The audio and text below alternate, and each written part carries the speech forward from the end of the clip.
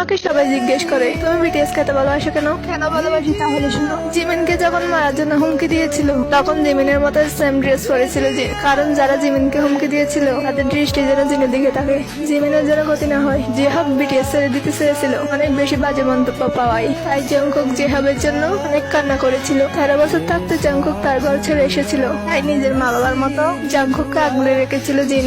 এখন জংকুকের কাছে জিন তার প্রিয় মামা বার্ট।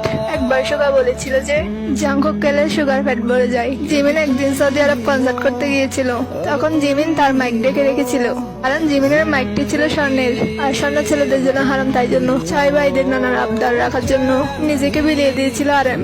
একটি কনসার্টে মুসলিম আর্মিদের নামাজের জন্য তারা কনসার্ট অফ করে রেখেছিল, যেন তারা নামাজ পড়তে পারে, আর তারা কোনো রাগ প্রকার না করে অপরকে আঁকলে রেখেছিল। এগুলো তো অনেক অল্প, তাদের নামে যদি বলতে চাই সারা বছর পার হয়ে যাবে, কিন্তু কথা শেষ হবে না। এরই নামই হচ্ছে বিটিএস, আর আর্মিদের ভালোবাসার কারণ।